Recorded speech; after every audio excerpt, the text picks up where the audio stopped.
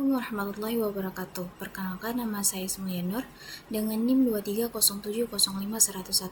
Jadi pada kesempatan kali ini saya akan menjelaskan tugas mata kuliah Big Data Analytic dengan judul klasifikasi citra kue tradisional Indonesia menggunakan Transfer Learning Mobile Net Video. Dalam proyek ini, saya membangun sebuah model deep learning yang mampu mengenali 8 jenis kue tradisional Indonesia, mulai dari klepon, dadar gulung, kastengel, hingga serabi, hanya dari sebuah foto. Model ini dibangun di Google Colab menggunakan TensorFlow dan teknik transfer learning, sehingga tidak perlu melatih dari nol.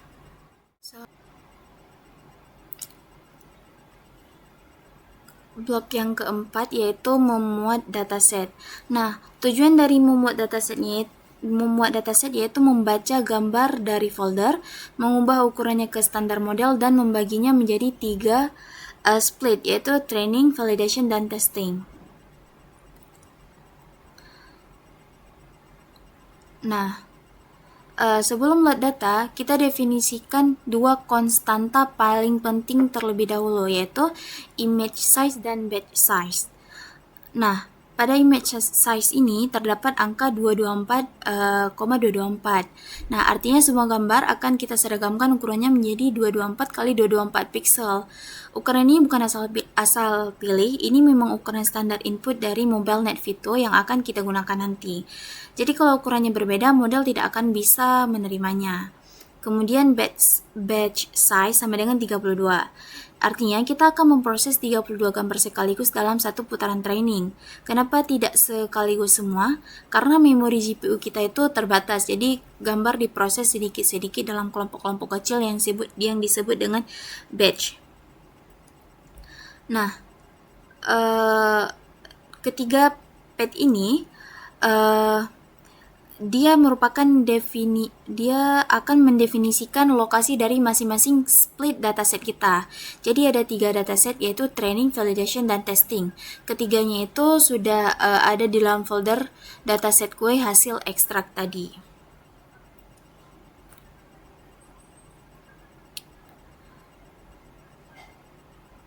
Kemudian fungsi image pada dataset from directory ini yaitu dia sangat membantu. Jadi kita cukup tunjukkan di mana foldernya dan dia akan otomatis membaca semua gambar beserta labelnya berdasarkan nama subfolder. Jadi semua gambar di dalam folder kue, misalnya kue klepon, otomatis dapat label klepon tanpa kita perlu tulis manual satu persatu. Kemudian parameter shuffle sama dengan true ini pada data training berarti urutan gambarnya itu diacak secara epoch. Ini penting supaya model tidak belajar berdasarkan urutan tapi benar-benar belajar dari isi gambarnya. Kemudian validation dan testing. Di bagian parameter shuffle-nya di bagian parameter shuffle-nya kita akan mengatur menjadi false. Kenapa? Karena saat evaluasi kita butuh urutan yang sangat konsisten supaya hasil evaluasinya itu bisa kita bandingkan secara adil setiap saat. Dan pada bagian kode ini atau class name ini, jadi setelah data set dimuat, kita ambil daftar nama kelasnya dari trend.ds.class name ini. Lalu kita print untuk memastikan semua kelas kue terbaca dengan benar. Ini merupakan langkah verifikasi kecil yang penting daripada kita lanjut training tapi ternyata ada kelas yang terlewat atau terbaca salah. Nah, setelah dataset siap, sekarang kita panggil semua library yang akan kita butuhkan sepanjang proyek ini. OS dan shuttle ini itu untuk urusan file dan folder, seperti membaca isi directory, memindahkan file, dan sebagainya. Zip file ini, dia membuka file zip langsung dari Python, karena kalau diperlukan. Random ini fungsinya itu untuk mengambil data secara acak. Lalu NumPy. Nah, NumPy ini merupakan library matematika yang sangat penting. Dan hampir semua data gambar di belakang layar itu berbentuk array angka, dan NumPy ini yang mengurusnya. Kemudian Matplotlib, dan Matplotlib ini fungsinya itu untuk menampilkan grafik dan visualisasi gambar, dan yang paling utama yaitu TensorFlow beserta keras di dalamnya.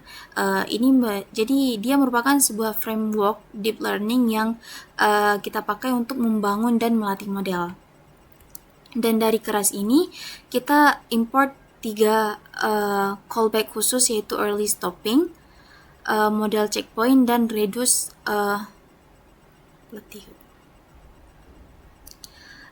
ketiganya ini nanti bertugas mengawasi proses training agar berjalan efisien.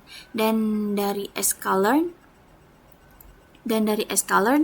kita import 2 fungsi untuk evaluasi, yaitu classification report dan confusion matrix.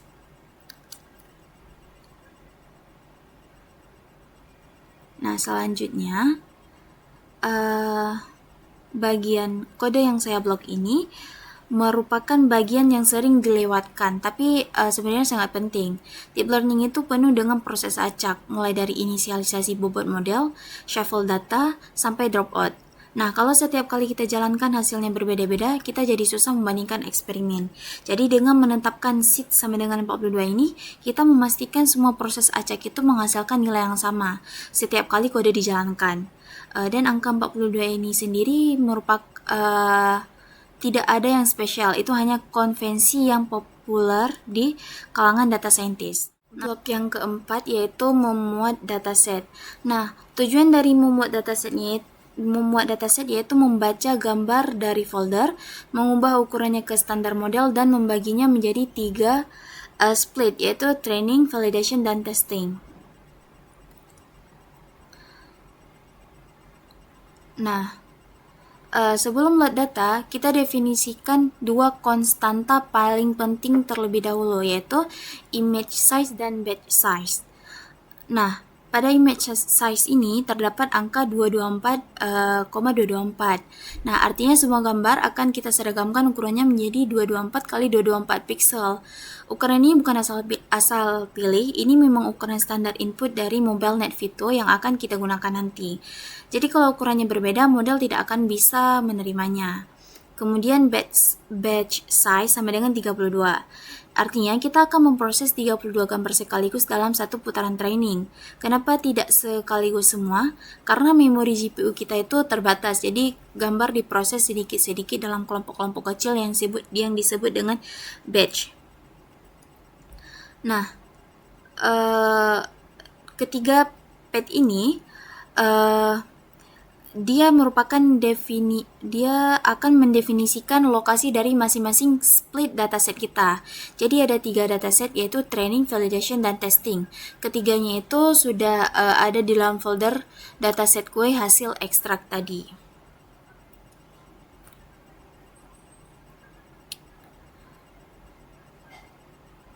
Kemudian fungsi image pada dataset from directory ini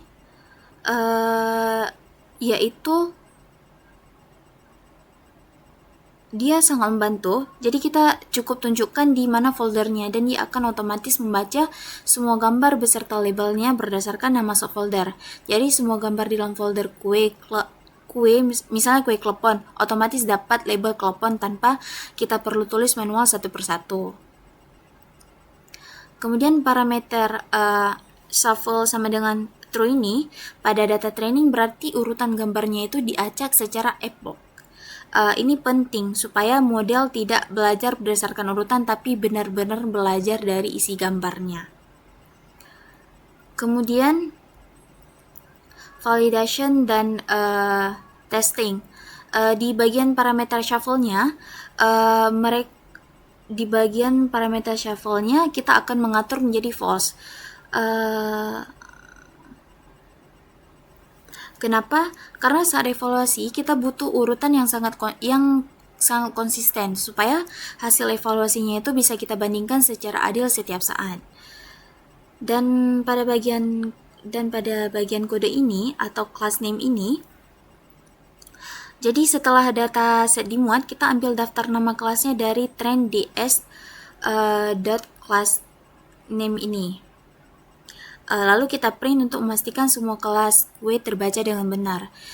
Ini merupakan langkah verifikasi kecil yang penting daripada kita lanjut training tapi ternyata ada kelas yang terlewat atau terbaca salah. Blok yang selanjutnya yaitu visualisasi sampel gambar.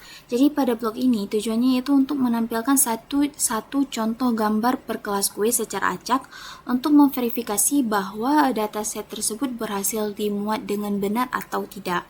Gitu. Jadi penjelasan detailnya itu, yang pertama kelas sort ini fungsinya yaitu untuk mendapatkan daftar nama berdasarkan subfolder atau nama kelas secara terurut menurut abjad gitu. Kemudian mid cell ini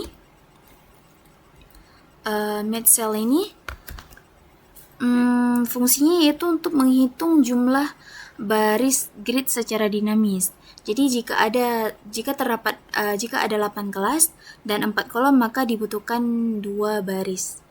Kemudian random choice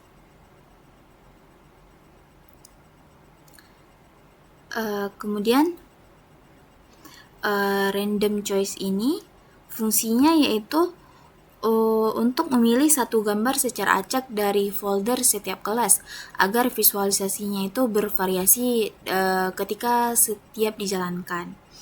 Lalu PLT axis ini fungsinya itu untuk menyembunyikan sumbu koordinat agar tampilan lebih bersih.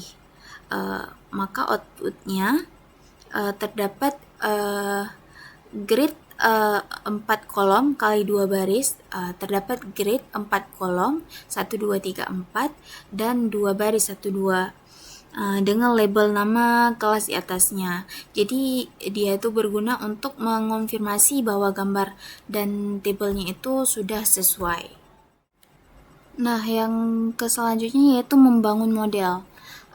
Jadi fungsi dari membangun model ini yaitu untuk membangun arsitektur deep learning menggunakan teknik transfer learning dengan backbone MobileNet Vito yang telah dilatih pada dataset ImageNet. Nah, baris pertama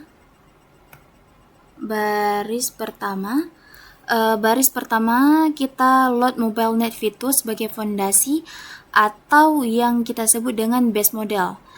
Kemudian input underscore shape sama dengan image size ini artinya kita input modelnya berupa gambar 224 kali 224 dengan 3 channel warna, yaitu merah, hijau, biru, atau RGB, dengan notasi +3. Itu cara Python menggabungkan tuple jadi hasilnya itu 224, 224,3. Kemudian include top files ini artinya kita tidak ikut sertakan lapisan classifier paling atasnya. Kenapa? Karena classifier bawaan MobileNet Vito itu dirancang untuk 1000 kelas ImageNet. Sementara kita hanya butuh 8 kelas GUI. Jadi kita ambil badannya saja, kepalanya kita ganti sendiri gitu. Kemudian which sama dengan ImageNet ini artinya kita pakai bobot yang sudah dilatih dari dataset ImageNet dengan berisi jutaan gambar dari ribuan kategori. Inilah inti dari transfer learning. Kita tidak mulai dari nol tapi memanfaatkan pengetahuan yang sudah ada. Selanjutnya base model trainable sama dengan false ini artinya kita bekukan dulu seluruh lapisan MobileNet Vito ini. Jadi saat training nanti bobotnya tidak akan berubah. Kita tidak mau merusak pengetahuan yang sudah ada sebelum kita siapkan bagian classifier kita sendiri. Kemudian pada bagian data augmentation ini,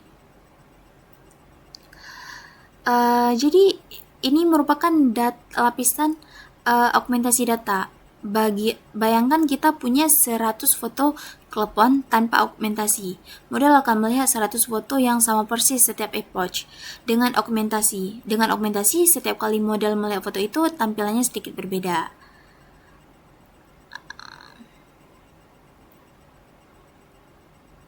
Nah, random flip horizontal ini fungsinya itu artinya itu gambar sesekali dibalik secara horizontal. Random rotation ini artinya gambar diputar sedikit maksimal sekitar 12% dari 360 derajat.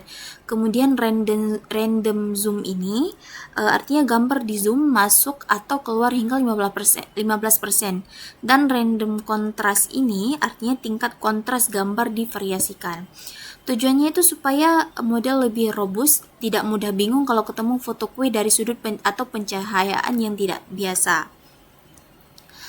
Dan fungsi layer input ini yaitu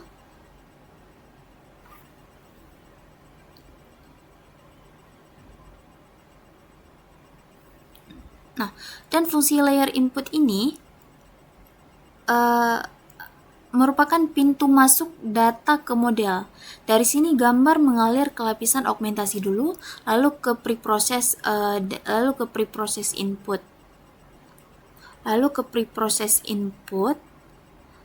Kemudian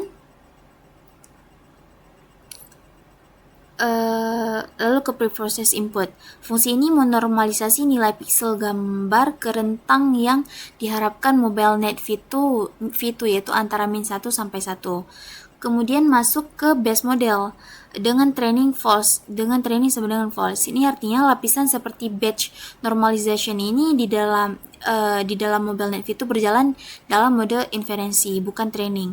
Penting ini supaya statistiknya itu tidak berubah selama tahap pertama. Lalu global average pooling 2D ini merupakan lapisan yang meringkas output dari MobileNet V2 yang masih berbentuk peta fitur 3 dimensi menjadi sebuah vektor 1 dimensi. Cara kerjanya dengan mengambil rata-rata setiap peta fitur. Lalu dropout 0.35x ini dia akan secara acak mematikan 35% neuron selama training. Ini memaksa model untuk tidak tergantung pada satu jalur tertentu saja sehingga lebih tahan terhadap overfitting. Lalu dense ini fungsinya itu dia merupakan lapisan fully connected dengan 128 neuron. Disinilah model mulai berpikir dan mengkombinasikan fitur-fitur yang sudah dipelajari. Aktivasi ReLU membuat semua nilai negatif menjadi 0 sehingga model bisa mempelajari pola yang lebih kompleks. Lalu layers dropout ini merupakan satu lagi lapisan dropout. Kali ini dropoutnya itu lebih kecil yaitu 25%. Dan lapisan terakhir merupakan layer dense. Ini merupakan outputnya. Jadi jumlah neuronnya sama dengan jumlah kelas kita yaitu 8. Aktivasi softmax memastikan semua outputnya itu berupa probabilitas yang kalau dijumlahkan totalnya selalu 1 atau 100%.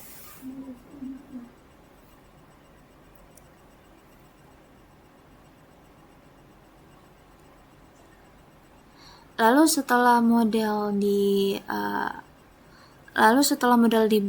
dibangun, kita perlu mengkompilasinya sebelum bisa dilatih.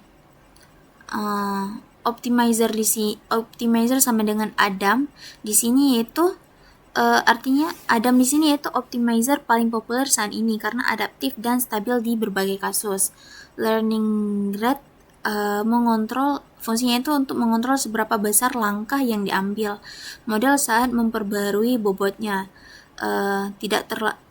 Di sini digunakannya itu tidak terlalu besar.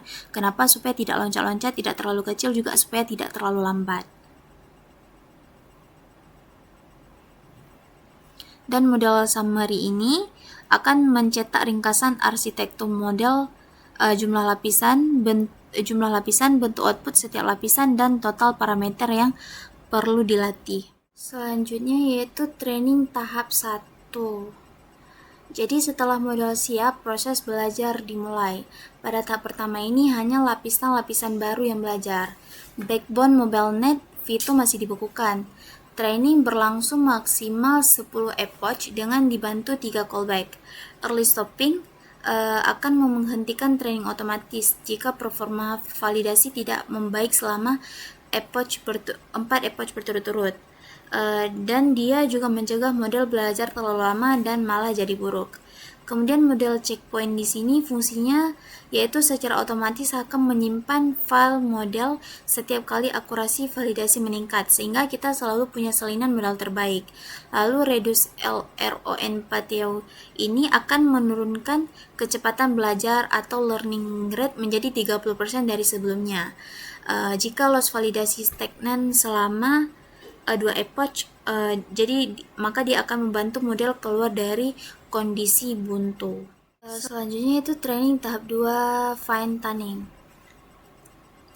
Jadi tujuannya yaitu untuk membuka sebagian layer backbone untuk dilatih ulang dengan learning rate sangat kecil agar model menyesuaikan fitur tingkat tinggi untuk UI Indonesia. Mengapa di sini menggunakan fine tuning Mengapa di sini menggunakan fine tuning? Karena tahap 1 hanya melatih lapisan baru di atas backbone yang masih berbicara bahasa ImageNet. Fine tuning ini memungkinkan layer-layer akhir backbone menyesuaikan representasi fiturnya untuk domain baru atau UI Indonesia.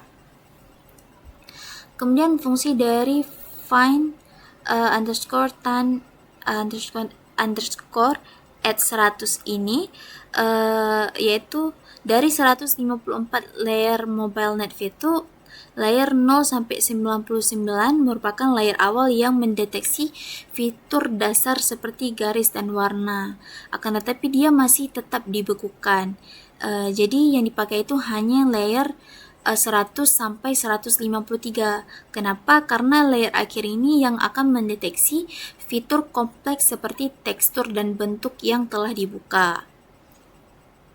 Kemudian learning rate ini fungsinya yaitu 10 kali lebih kecil daripada tahap 1. Jadi ini sangat penting. Jika terlalu besar, bobot pretrain yang berharga akan hancur atau disebut juga dengan catastrophic forgetting. Kemudian callback juga sama dengan tahap 1, tetap digunakan untuk pengamanan. Jika fine tuning malah menurunkan performa, maka early stopping akan menghentikannya. Makanya digunakanlah callbacks pada tahap training 2 ini. Dan ini merupakan proses training yang dilakukan oleh sistem sebanyak 7 kali proses. Lalu selanjutnya yaitu menggabungkan history training. Jadi tujuan dari menggabungkan history training ini yaitu untuk menggabungkan data riwayat metrik dari 2 tahap training agar menjadi satu grafik akurasi dan loss yang bisa ditampilkan secara utuh.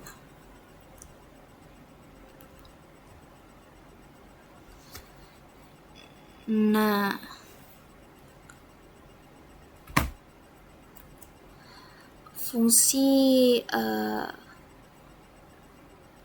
jadi fungsi gabung history debug ini menyatukan keduanya menjadi satu catatan yang mulus, seperti menyambungkan 2 halaman buku menjadi satu. Nanti hasilnya itu akan dibutuhkan oleh 2 blok berikutnya untuk membuat grafik yang menggambarkan perjalanan training dari awal hingga akhir secara utuh. Selanjutnya yaitu grafik akurasi dan grafik loss. Tujuannya yaitu untuk memvisualisasikan perjalanan training dalam menganalisis apakah model belajar dengan baik atau apakah terjadi overfitting, dan untuk menentukan juga kapan model convergent dibutuhkan.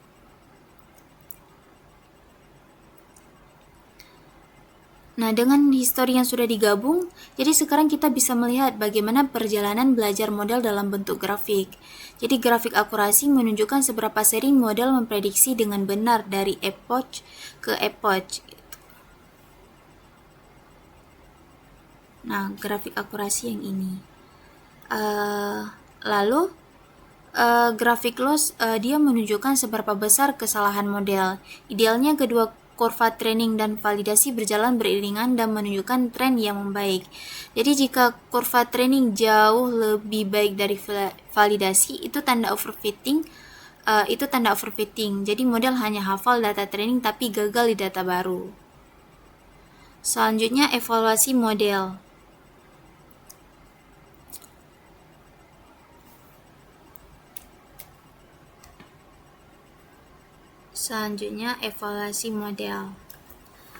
Nah, fungsi dari evaluasi model ini yaitu untuk mengukur performa final model pada data validation dengan dua metrik utama, yaitu loss dan akurasi.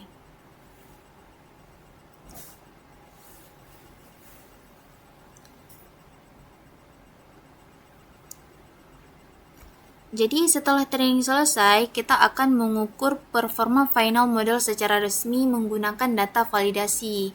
Fungsi model.evaluate dalam kurung val_ds ini yaitu untuk menjalankan model pada seluruh data validasi tanpa mengubah apapun, lalu mengembalikan dua angka yaitu validation loss. Jadi semakin kecil semakin baik, dan validation akurasi, yang berarti semakin besar semakin baik. Angka ini menjadi tolak ukur resmi seberapa baik model kita bekerja pada data yang belum pernah dilihatnya. Blok selanjutnya yaitu confusion metric dan classification report. Nah, tujuan dari blok confusion metric dan classification report ini yaitu untuk menganalisis performa model secara mendalam per kelas untuk mengetahui kelas mana yang mudah dan sulit dikenali serta pola kesalahan prediksi. Jadi satu angka akurasi saja tidak cukup untuk memahami performa model secara mendalam. Jadi pada blok inilah menghasilkan dua analisis yang lebih detail, yaitu confusion metric. Jadi confusion metric ini adalah tabel 8x8 yang menunjukkan untuk setiap kelas Q berapa gambar yang diprediksi benar dan berapa yang salah diprediksi sebagai kelas lain. Dari sini kita bisa tahu misalnya apakah model sering bingung membedakan kue lapis dengan kue serabi. Lalu classification report ini akan melengkapinya dengan angka precision, recall, dan F1 score yang dibuat per kelas. Jadi dia memberikan gambaran lengkap tentang kekuatan dan kelemahan model di setiap jenis kue. Selanjutnya yaitu prediksi gambar. Selanjutnya yaitu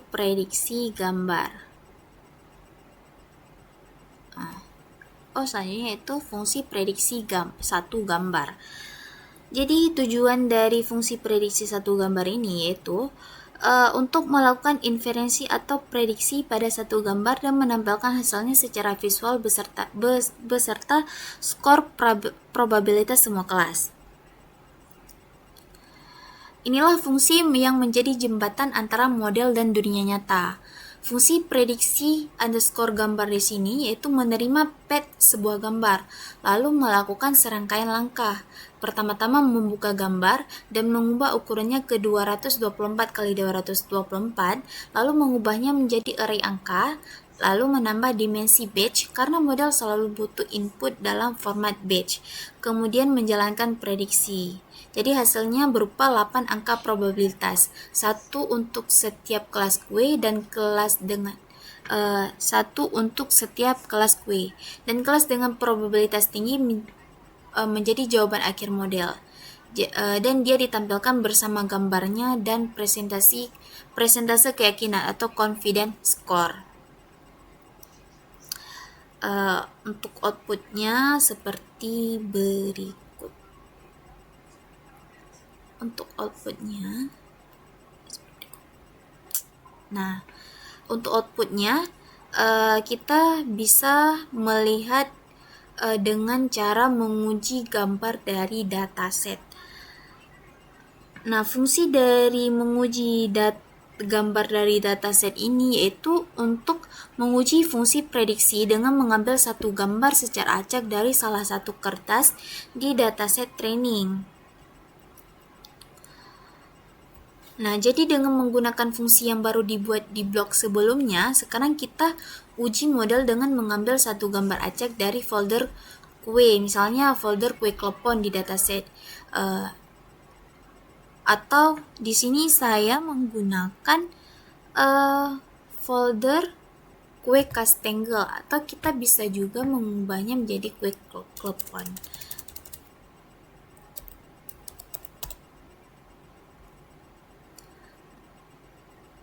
Jadi setelah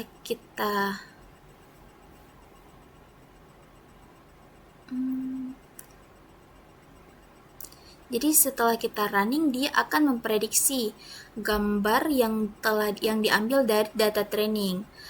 Berikut prediksinya. Ini merupakan jadi prediksinya itu kue klepon. Di sini saya memanggil kelas ujinya tuh kue klepon, dan dia memprediksi betul kue klepon. Itu berarti akurasinya itu tinggi.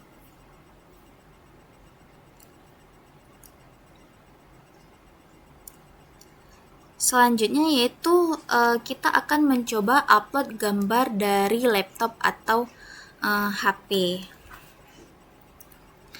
Jadi tujuan dari upload gambar dari laptop atau HP ini yaitu untuk memungkinkan pengguna mengunggah gambar kue dari perangkat sendiri untuk diuji secara langsung.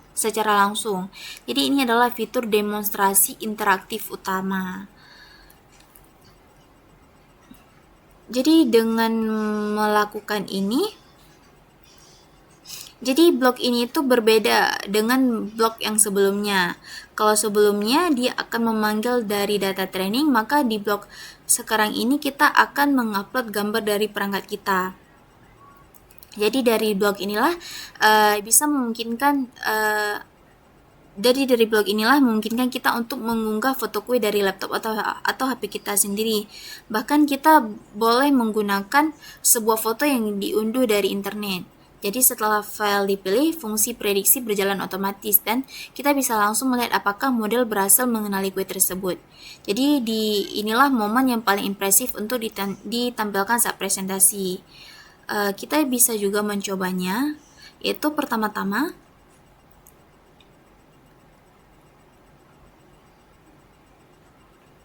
kita pilih file terlebih dahulu. Misalnya gambar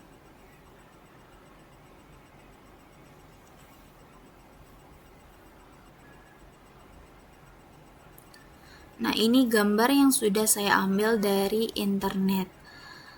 Jadi di sini kita bisa memilih gambar ini lalu memasukkan ke dalam codingan ini. Lalu kita run-kan. Jadi kita tunggu sebentar. Nah, tadi kita memasukkan sebuah gambar. Kalau kita lihat ini merupakan kue lapis ya, tapi di sini dia memprediksi kue putri salju. Nah, kenapa dia salah prediksi? Bisa jadi dari gambarnya atau dari cahayanya. Jadi dia tidak bisa, jadi CNN ini dia tidak bisa memprediksi gambar itu secara benar gitu, walaupun tingkat akurasinya itu udah tinggi. Lalu yang terakhir kita akan melakukan penyimpanan model. Jadi fungsi dari menyimpan model ini itu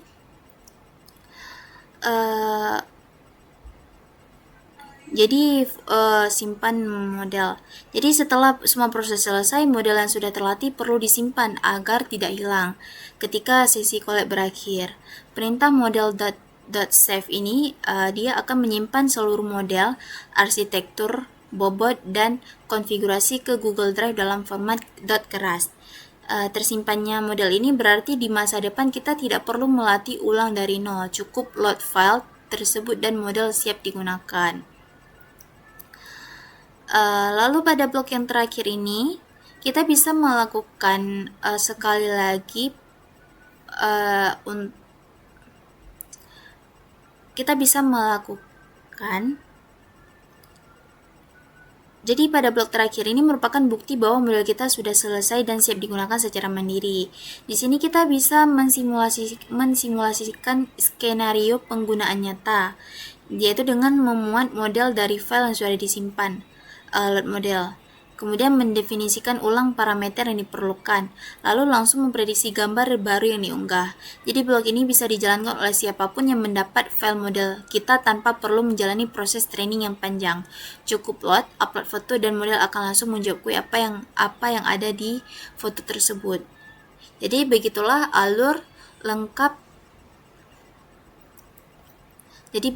alur lengkap program ini dimulai dari menyambungkan drive, menyiapkan data, membangun dan melatih model dalam 2 tahap, mengevaluasi hasilnya hingga akhirnya menyimpan dan menggunakan model untuk prediksi gambar baru.